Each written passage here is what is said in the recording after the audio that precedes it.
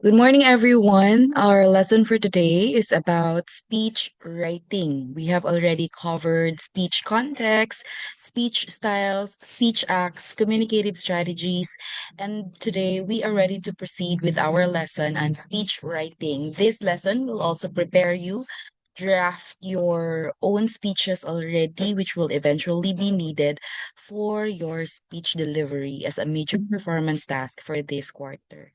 Okay. So for today, your lesson objectives are number one, you should be able to identify the principles of speech writing, and you should be able to use principles of effective speech writing, focusing on audience profile, logical organization, the duration of the speech, word choice, and at the same time, grammatical correctness. All right, so I would like to introduce to you the speech writing process, right? Before you're able to write your speech, you have to do this. Number one, you have to do audience analysis. Next, number two, you have to establish the purpose of the speech.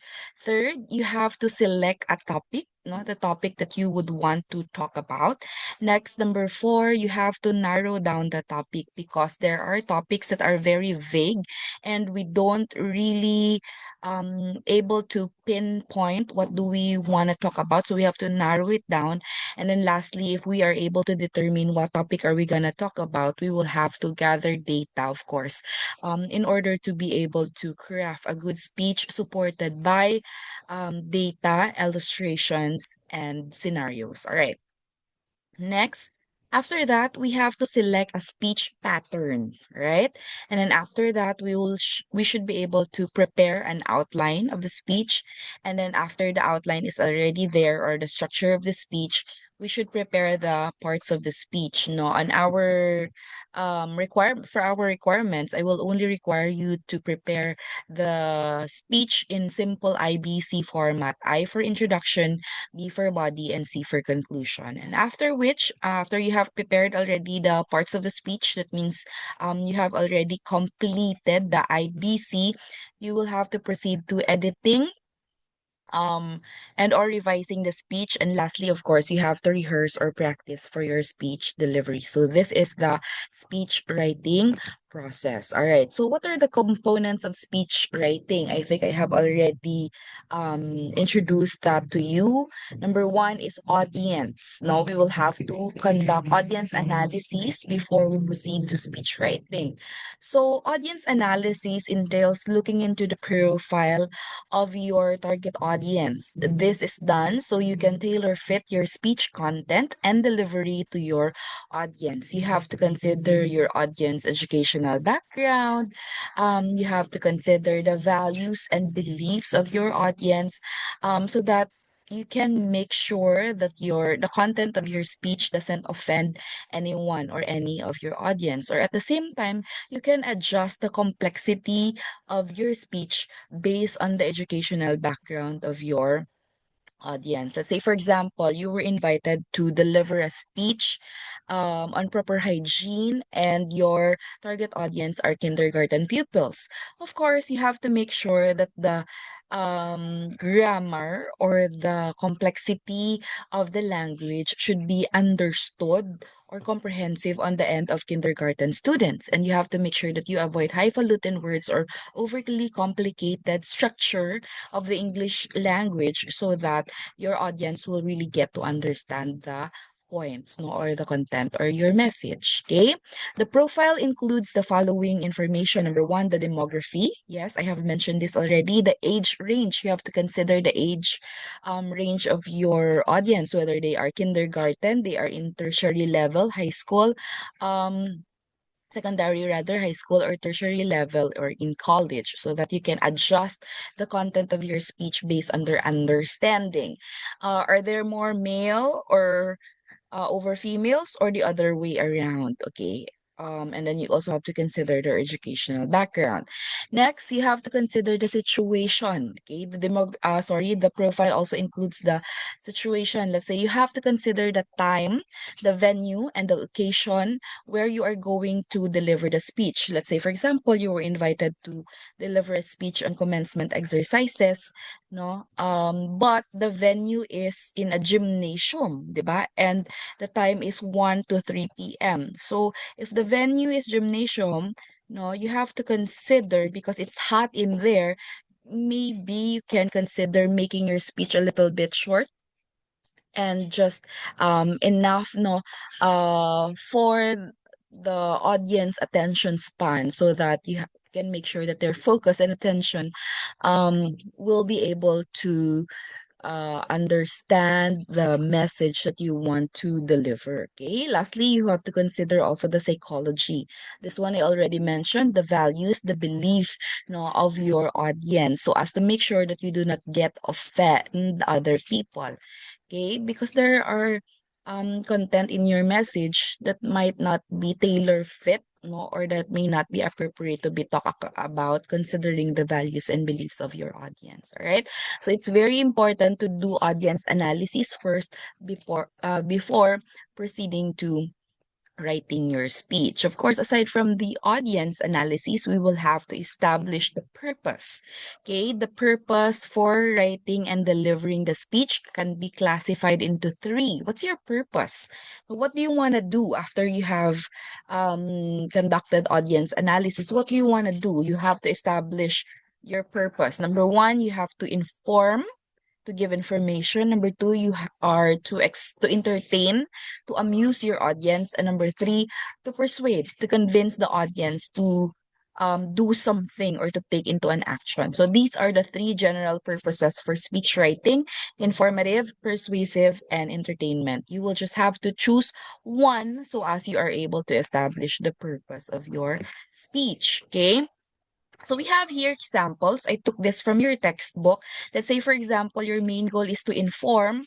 No, so you have to spell out. No, you really have to spell out what is your goal, considering that your purpose is to inform. So, example here, to inform grade 11 students about the importance of effective money management. Okay, let's say, for example, no, you want to inform grade 11 students the importance of effective money management. Amo ng purpose nimo.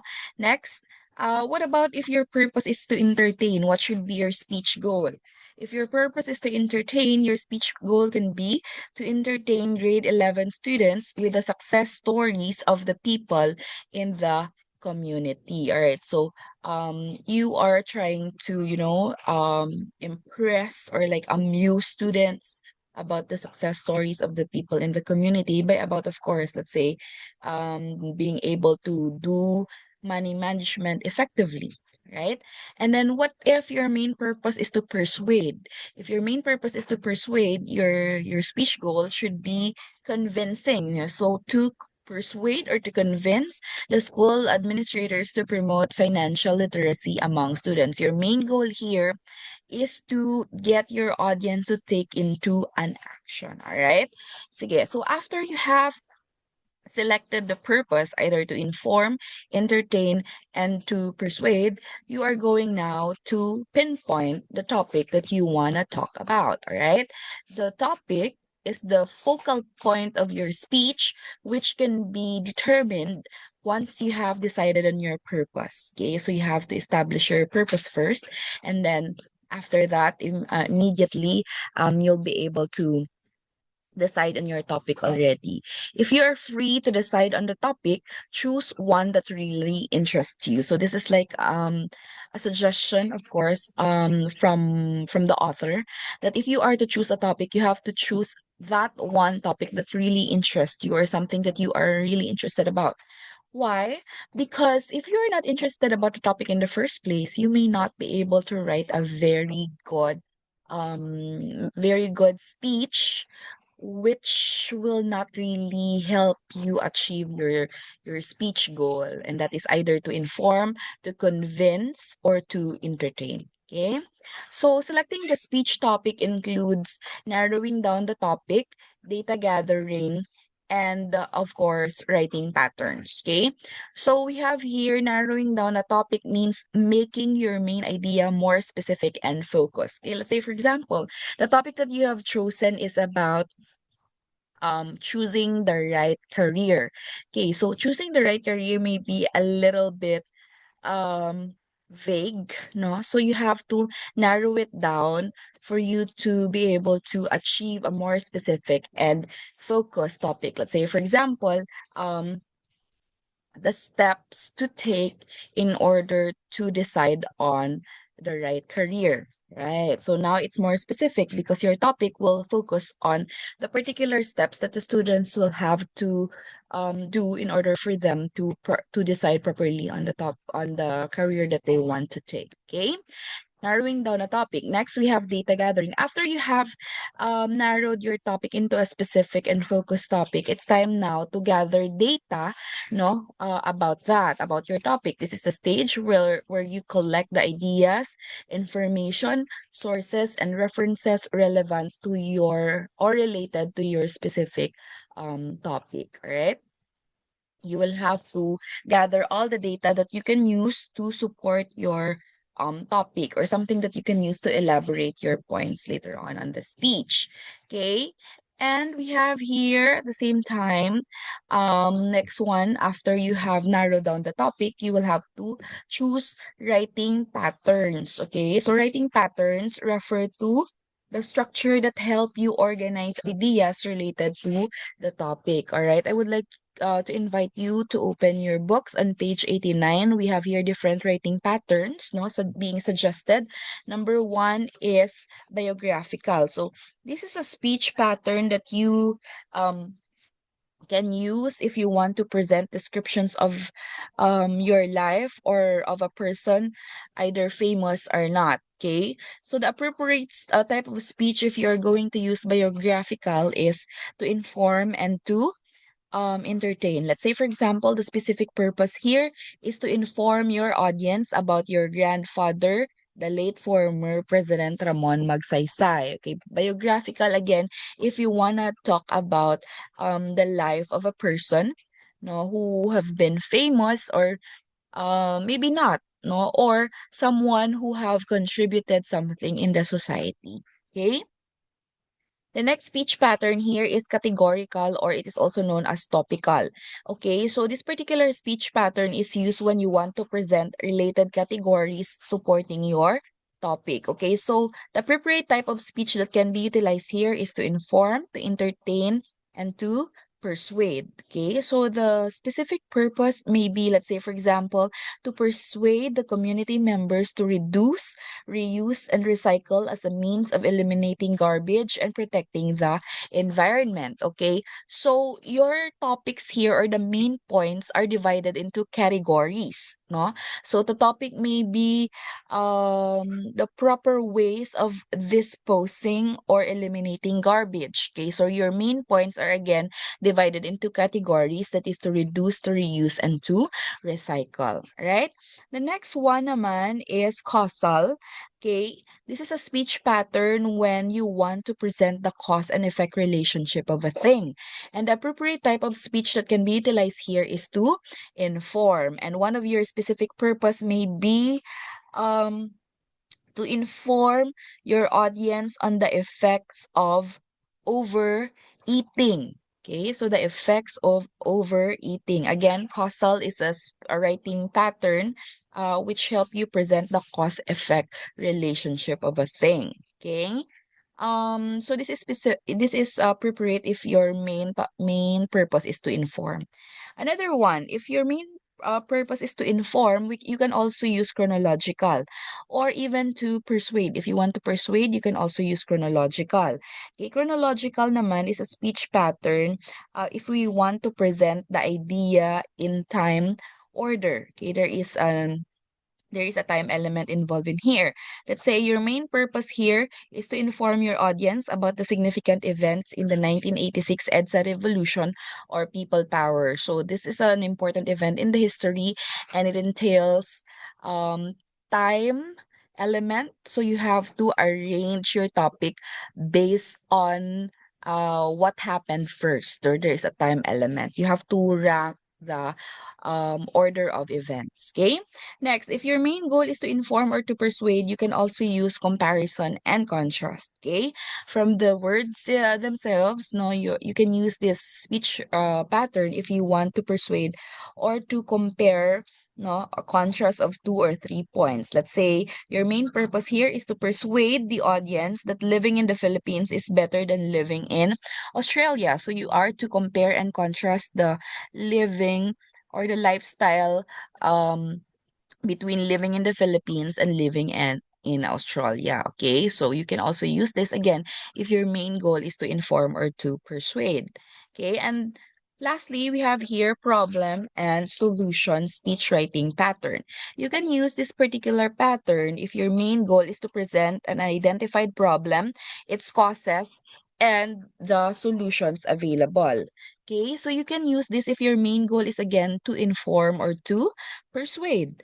Okay, let's say your specific purpose is to persuade audience to support the educational programs of the national government. So you start with the problem on literacy among Filipino students, no, and one of the possible solutions in order to resolve this is to support the projects of the national government on educational reforms. All right. So you can, after you have established your topic already, you can actually choose from these writing patterns in order to elaborate your points. Okay. But you have to, of course, properly choose the right writing pattern based on your purpose. So biographical, categorical, causal, chronological, comparison and contrast, and of course, we have problem and solution.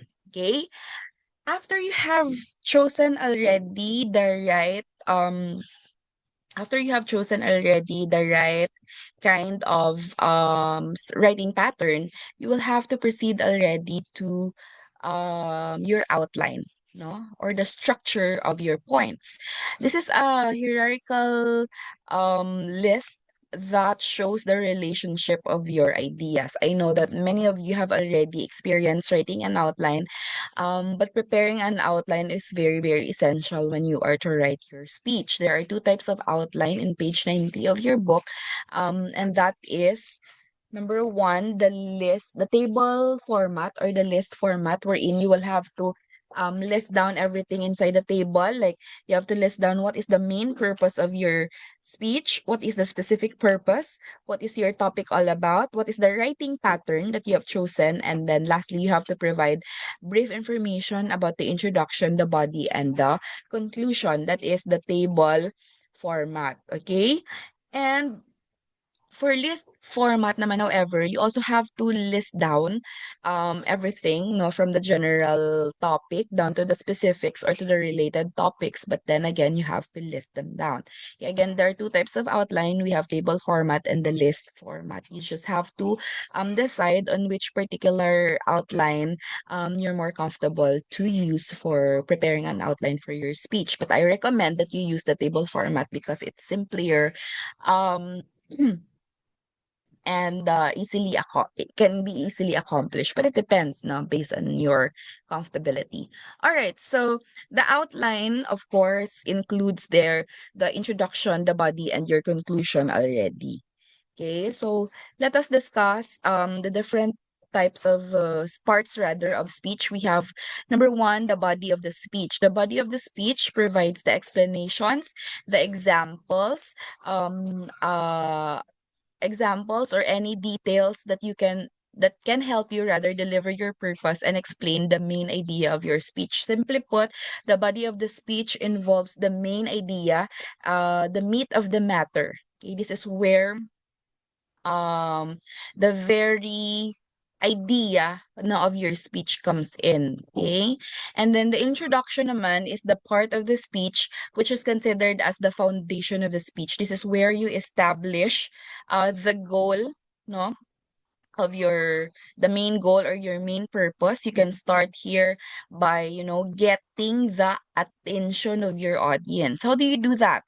No, you can present the subject or main idea of the speech in introduction, but in a way that captivates already the attention of your audience. Maybe you can start with a rhetorical question that can get the attention of your audience. Like, have you already experienced going to school despite the flood being knee level? Or something like that, no? Your main goal here is to inform about the current status of the Philippines in terms of its measures to combat flood, for example. You start with a question that can incite or that can speak already to the emotions of your audience. Okay, ganon. Next, the conclusion. No, the conclusion is a part of the speech which restates the main idea of the speech. It provides the summary, it emphasizes the message, and it calls for action. Okay, so usually, no, students would end the speech by restating the main idea, the 3 points, or they can also like end the speech by giving a very strong conclusion, like a quote or a call for action, which is also related to the whole thing. No, you cannot give conclusion that is not related to the whole speech because it will make your speech a little bit messy or no direction at all. It aims to leave the audience with a memorable statement. So every time you end your speech, you have to make sure that you leave your audience with a strong and memorable statement, something that can last in their minds and something that can really inspire them to take an action maybe or can impact their hearts. Okay?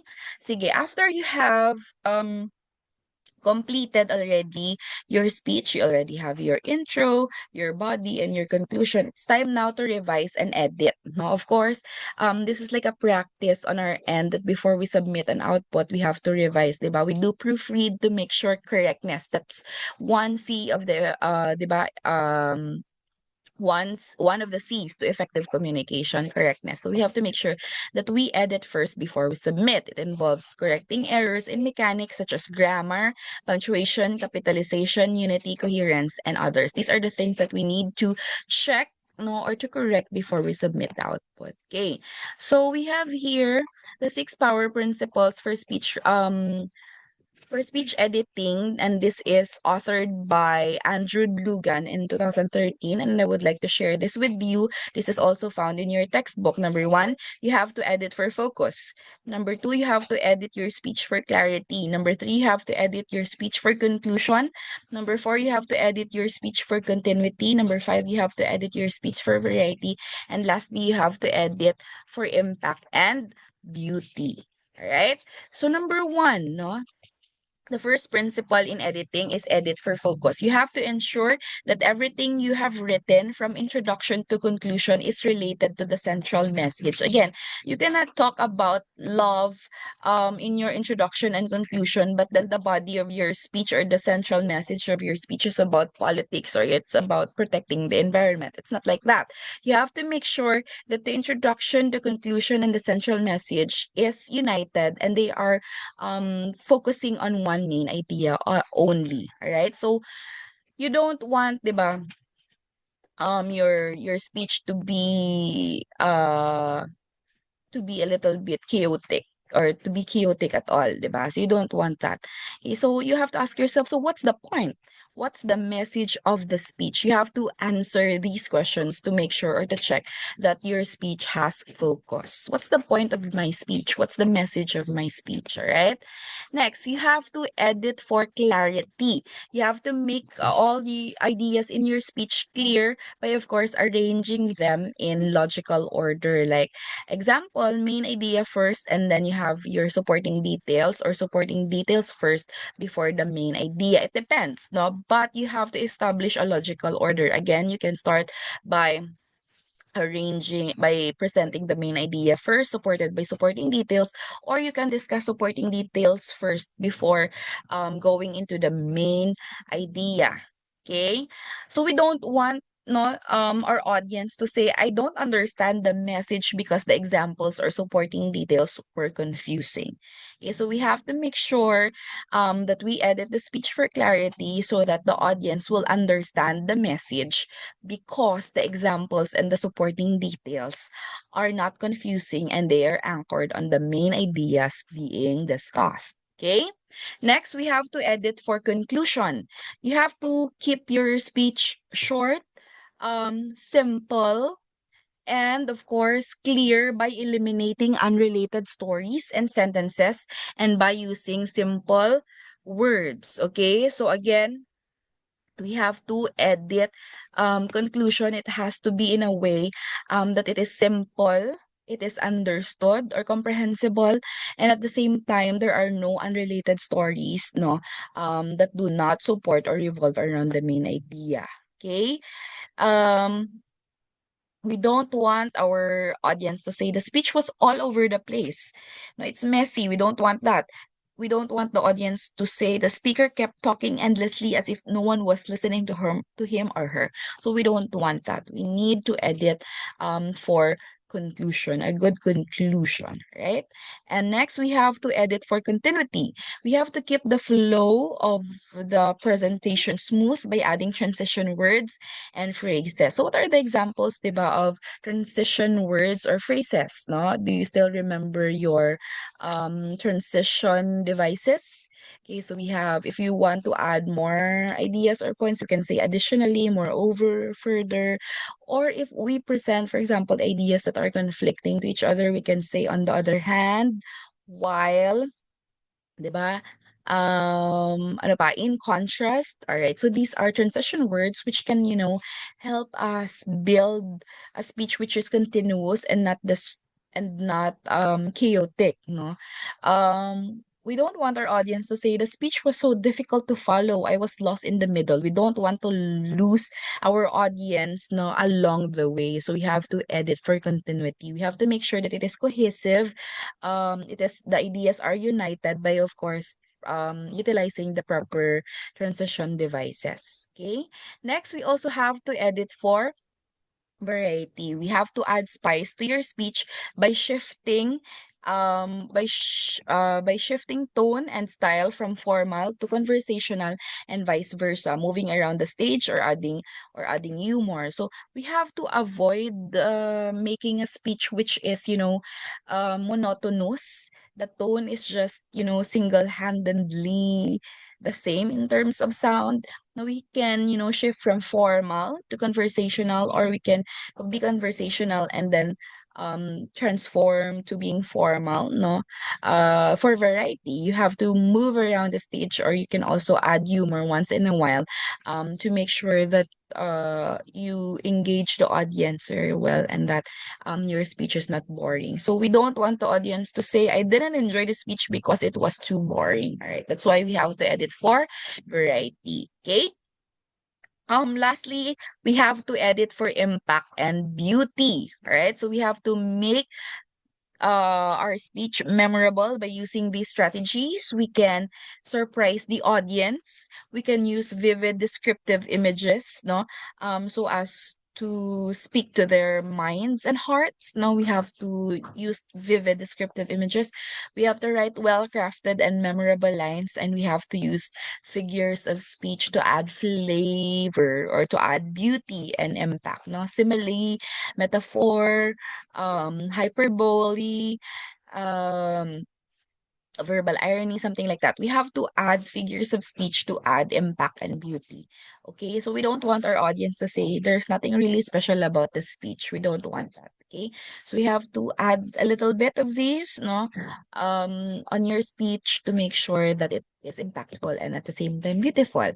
Okay, and lastly, um if you were able to edit or revise your speech already, it's time now to rehearse. Okay? It allows you to identify what works and what does not work for you and for your target audience. Okay, so we have to make sure that we rehearse. No, practice makes perfect, they say.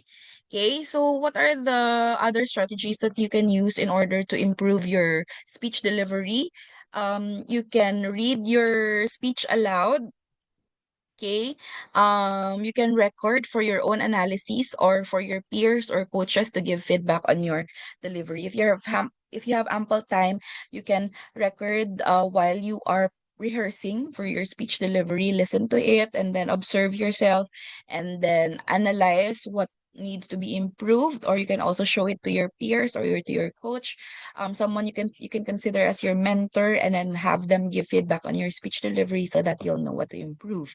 Okay, the best thing to remember at this stage is constant practice makes perfect. So you have to make sure that you're able to practice and rehearse. All right, so we are now ready to proceed discussing guidelines no in speech writing. Um Number one, you have to keep your words short and simple. Why? Because our main goal is to make our message come across, right? So for us to be able to become effective in delivering the speech, we have to make sure that the words are understandable or comprehensible on the end of our audience. Avoid jargons, no jargons which are not comprehensible on the end of our audience. Avoid acronyms that are, not explicitly or known to everybody, and avoid using technical words because your audience might not really understand everything, or and because of that they don't get um to keep their interest, and they may not listen. You have to make your speech more personal. Of course, there are a variety of speeches uploaded online which you can just simply, use and edit, but that's not something recommendable because it's nicer if you can make speech which is more personal. Next, rather, you can use active verbs and contractions now to make the speech more conversational and engaging. Okay, be sensitive to your audience. Now that's why it's very very important to do audience analysis. Kasi nga, there might be topics no or content of the speech which may not be very comfortable for the audience to talk about, considering their values and beliefs or considering their age range. No, so we have to be sensitive to our audience. We can use metaphors and other figures of speech again to add impact and beauty to your speech. You have to manage your time well. If you were given um in our task, you are only given 2 to 3 minutes, no? So if you are given 2 to 3 minutes, you have to make sure that you do not go beyond 2 to 3 minutes. Okay. At the same time, in reality, in real life, if you are invited to deliver a speech for commencement exercises and you were only allotted 30 minutes and you went beyond that, it can also mean that you do not respect the authorities, or you do not expect the time of the students, the parents, and the school administrators. So you have to make sure that you just deliver the speech within time limit and you do not go beyond it. All right, you may also make use of an outline. Yes, I recommend that you really use an outline before writing your speech, so that you are guided and you do not drift away from the main topic. Okay. um so wrap up, no, speech writing undergoes through a pre-writing and post-writing processes. One must always consider three important components of speech: the audience, the topic, and of course the purpose. And revision and editing are important aspects of speech writing when checking on the mechanics of the speech. So thank you very much. I will upload the activity related to this. No, you will already be required to narrow down your topic, and then um at the end of the day, the main goal is for you to be able to give a specific and focused topic already, so you can writing your speeches already. Thank you very much for your attention and for your time. I'll see you next time. Bye.